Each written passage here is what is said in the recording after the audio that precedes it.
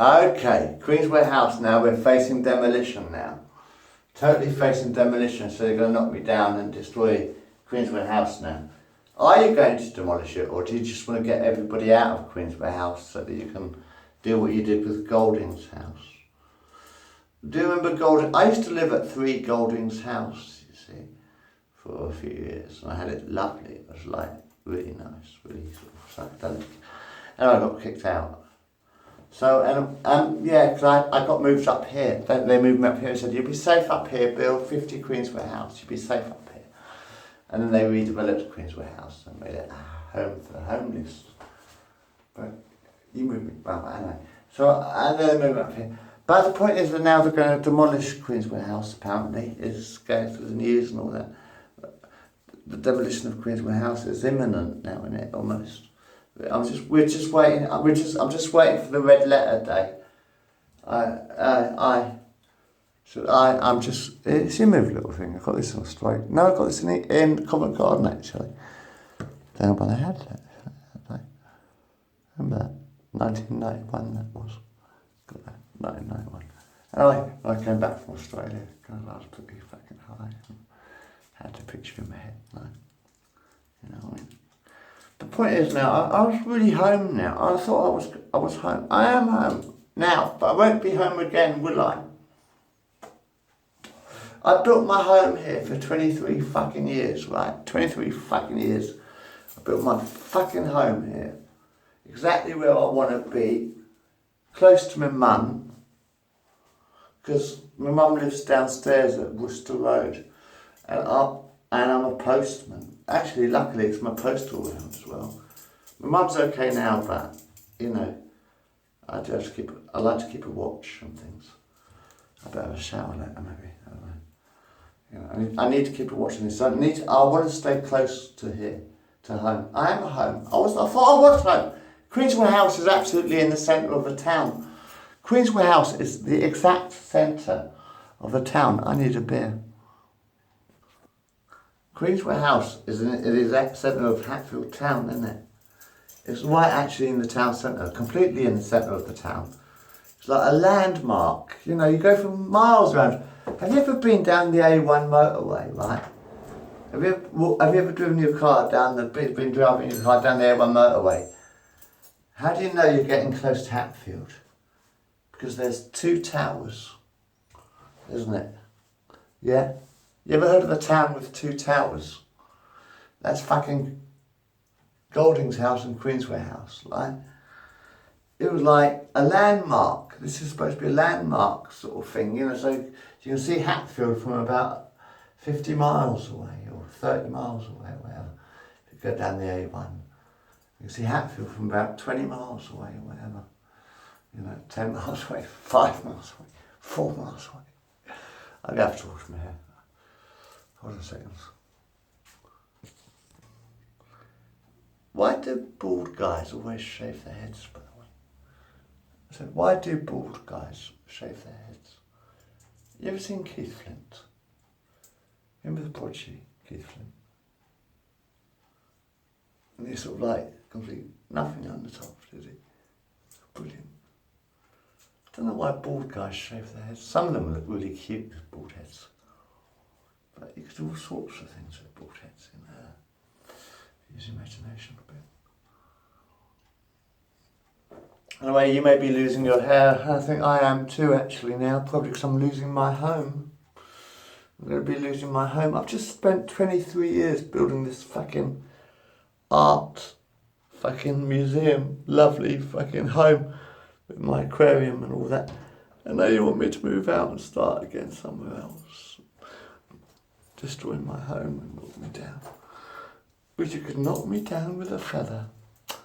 That's a good catchphrase, isn't it? Catchphrase for the council. Oh, you can knock me down with a feather. Hold on.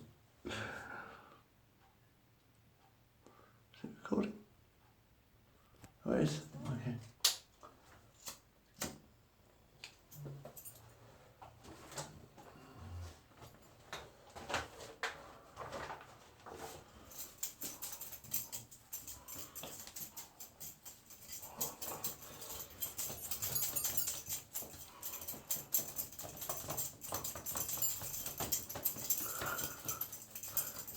Oh, we got to make the most of what we got left, haven't we? You going to give up just like that? I don't like giving up. I don't. Yeah, but Waterloo. I know. Waterloo. Man, he's facing my Waterloo, you might say. I lost again.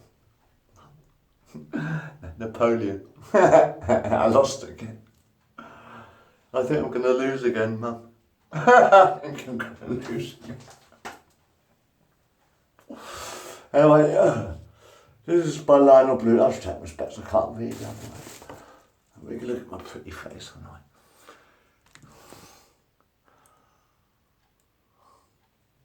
I? Anyway, this is a bit Lionel Blue for you. Old Smokey follows me into the sauna. A ghost. I said a ghost, but a holy one. I never expected him to stay around after I made my debut in bars and saunas, but he didn't dwindle or fade away on me. I began to realise that he wasn't just sexual sublimation, and he was going to have a more permanent place in my life than I expected. I found out that I needed Old Smokey more in those places than in respectable ones, because very little has been written about how you keep your soul while cruising in a bar, or how you finish a one-night stand with kindness and satisfying memories for both of you. Hold on.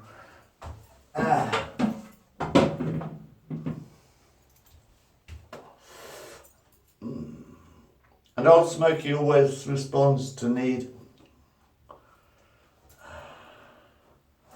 When I ask him, or invoke him, or just say, help, he's there somewhere around me, though I might not locate him for a while. Like most spiritual people, whether religious or not, I needed him when I felt unsupported and out of my depth, and he was the only one I could cling to. I was more out of my depth than ever after I discarded bars and saunas and tried instead to set up a traditional style Jewish homo home, because there was no social support or pattern for such domesticities. Religion didn't help. It preferred to undermine them and not to make a place for them. Mind if I go and get a beer? That was the strength of my spirituality. My need for him. At first I thought of him as my lover, but after I had enough of the solid variety, he became my true friend. God was the friend of Abraham. Old Smokey was mine.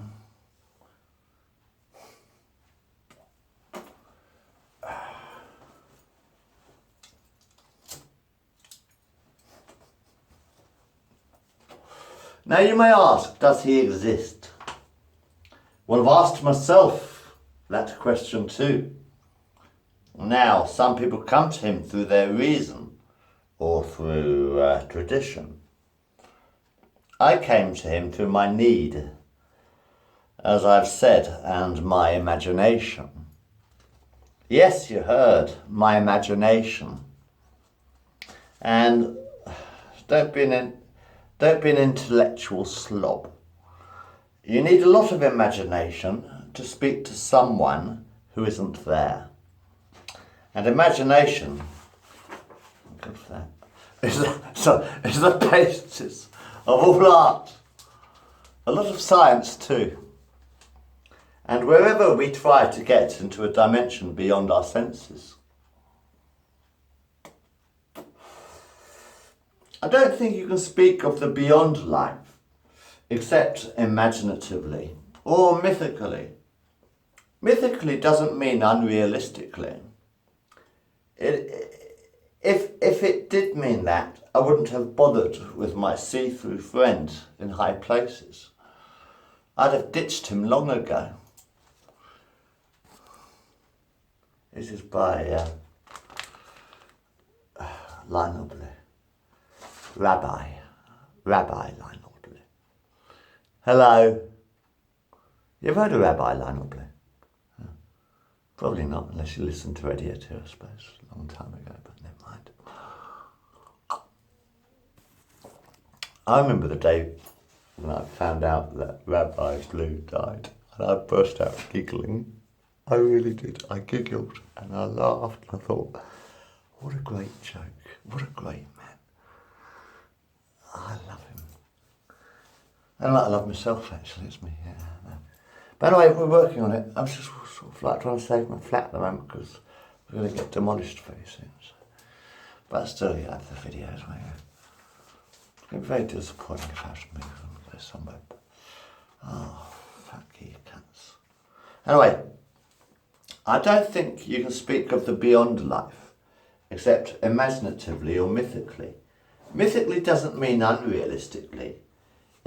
If it did mean that, I wouldn't have bothered with my see-through friend in high places. I'd have ditched him long ago. Here's how we, Old Smoky and I, come together.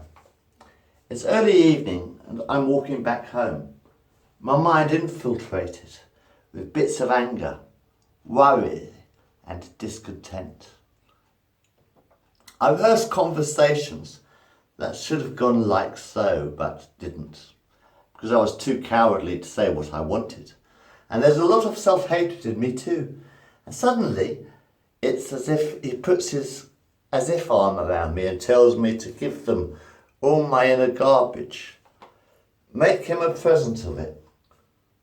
That's what he wants. He says he's as bored as me by all those prayers going on and on and on. Like Old Smoky, you're great, you're wise, you're wonderful, you're the tops, you're transparent, you're super duper, divine, etc. and the USW / etc. Wouldn't you be bored listening to that parrot prayer 3 times a day if you're Jewish, and even more in other religions? Yeah, give my word about a bit.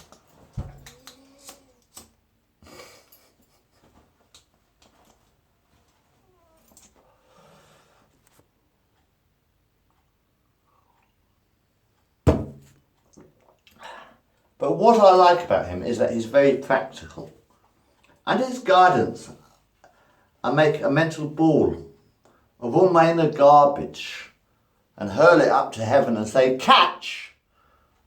And he or somebody must catch it because I don't worry about it much anymore. Sorry.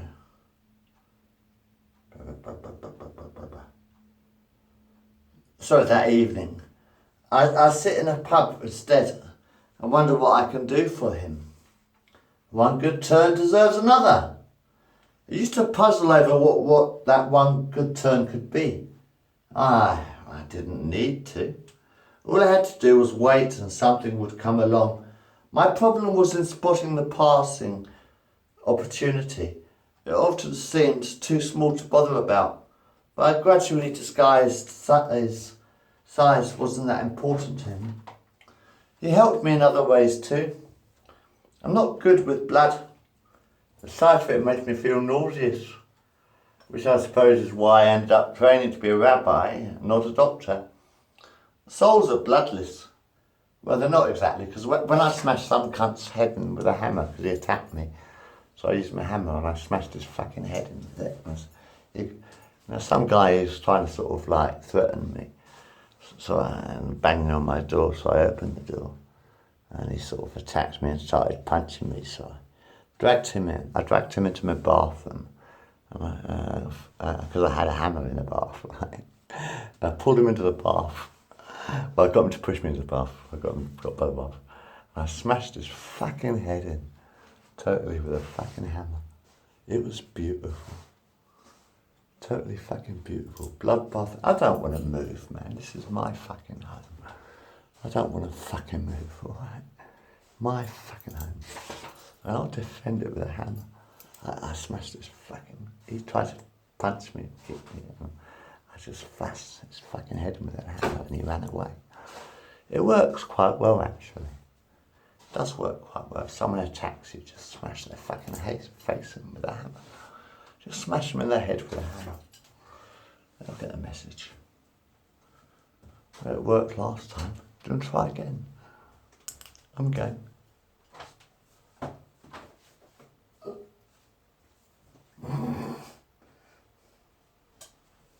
Huh.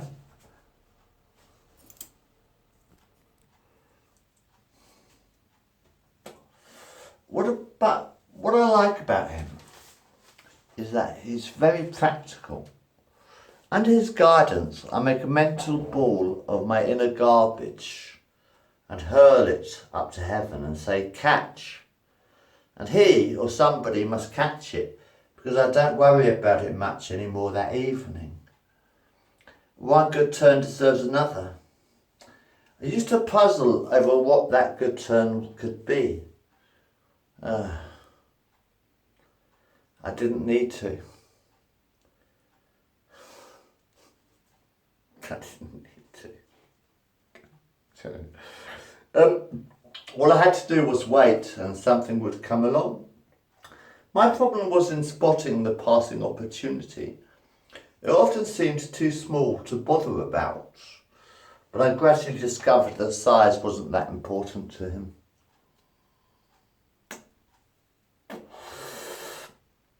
He helped me in other ways too. I'm not too good with blood. The sight of it makes me feel nauseous. Well, I don't know, I quite like the sight of blood. I was talking about this earlier when I smashed this guy's head in with a hammer because he started fucking attacking me. So I was in my home, so I grabbed my box, bang, bang, bang. Ran down the stairs, didn't they? And I had blood. It was like walking on a red carpet the next morning, God. It was like walking on the red carpet the next morning. After the fight, and after I sort of smashed his head, and he walked it, and there was blood all the way downstairs, little spots of blood all the way downstairs. Walking on a fucking red carpet, man. It was like walking on a fucking red carpet. I thought, yeah. Cool. Anyway. Yeah, blah, blah, blah, blah. Sorry. The sight of it made me feel nauseous. But I suppose this is why I ended up training to be a rabbi and not a doctor. Souls are bloodless, but what we avoid has a nasty habit of stealing up on us. So I ended up visiting the sick in hospitals where I had to see a lot of blood. When I did one of my visits and smelt that hospital smell, even at reception, I just used to invoke Old Smoky. Say, help! Have a cigarette. If you don't feel well, have a cigarette. I'm not joking. If you feel nauseous, smoke a cigarette. Honest to God, if you feel ill, smoke a cigarette. It will make you feel a little bit better. Swear to God. If you feel ill, smoke a cigarette. Breathe in, breathe out. Feels good, doesn't it? Or joints, they do a lot more good as well. Anyway, yes, souls are bloodless, but what we avoid has a nasty habit of stealing up on us, so I end up visiting the sick in hospital, blah, blah, blah, blah. When I did one of my visits and smelled that hospital smell even at reception, I was just used to invoke Old Smoke and say, help! And he came. I got enough strength from him to do what I had to do. And only after I left the hospital did the nausea return. So I treated myself to a custard pie and a strong cappuccino. That problem incidentally cured itself in the end. I even enjoyed watching the blood flow into me and then out of me when tied to a drip. I say that again. That problem incidentally cured itself in the end. I even enjoyed watching the blood flow into me and then out of me when tied to a drip. But I don't know if he was responsible for that.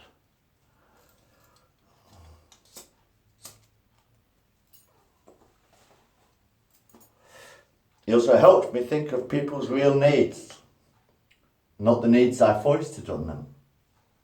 At a dinner party, when one chap wouldn't make conversational chit-chat, but burst into tears over my famous treacle tart, I swallowed my anger and resentment, because that's what Smokey would have wanted of me. I gave the chap a comfortable chair in the corner of the room, put a table beside him with toothsome canopies and beer, and left him to it, visiting him occasionally.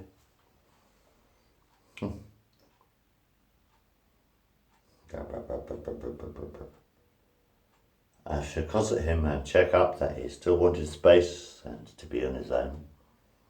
I was invited to my Smoky Ghost, not just at dinner parties, but at formal community meetings. I was chair while waves of distorting ego and ambition slurped through our proceedings. Well, Holy Ghost Show talk show host, our planet in the sand. Beautify the foothills, shake the many hands. Well, there's nothing on the top but a bucket and a mop and an illustrated book about birds. See a lot up there, but don't be scared. Who needs Jackson? Well, you've got words. Finished with a mark, well, you can't stop him. Look at what you've done. Plan is clean, no dirt to be seen, and the work, it was fun. Well, there's nothing on the top but a bucket and a mop and an illustrated book about birds. See a lot up there, but don't be scared. Only Jackson when you got words. Well, finished with a mop, well, you can't stop him. Look at what you've done. Oh, look at the fucking mess you've made of fucking things, you fucking cunts. I don't want to move.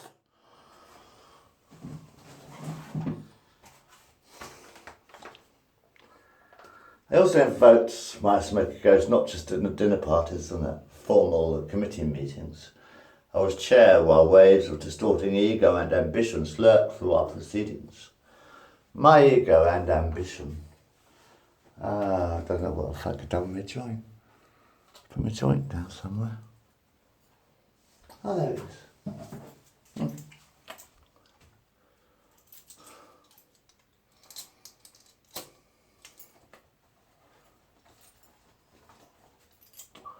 My ego and ambition were about to join the fray and indulge when I resorted to this device. I asked him to sit in a chair, not my chair, not my lap, at the other end of the room. And when my own passions were getting out of control, I looked at his chair and got my balance back again. That kept me out of political games that are so tempting for religious people. God is difficult, or they think he is. And the games serve as a substitute.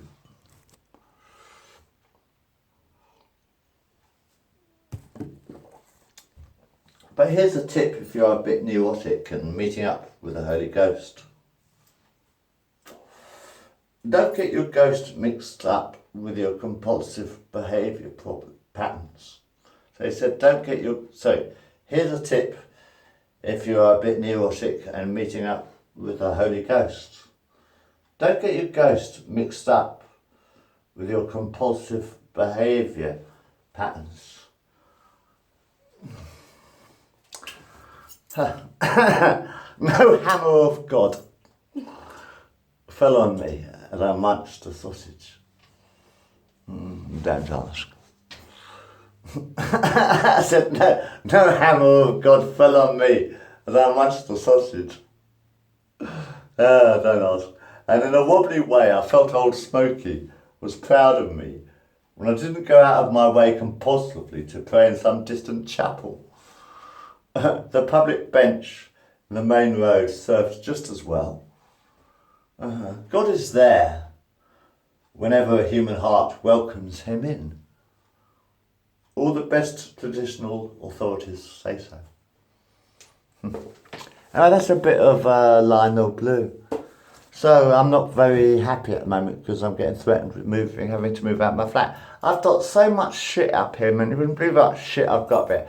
If you would let me show you all my shit, you would let me show you what I've done up here. My paintings, my fucking words, my fucking films. If you'd let me fucking show you what I've done here. And now you want me to fucking move and go somewhere else and start again, and you'll drive me fucking mad because there'll probably be a little beige flat somewhere else.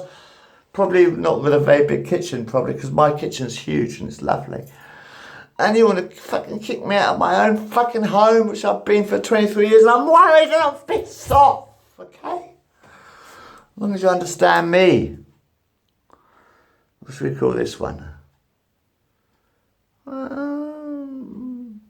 Rabbi Blue.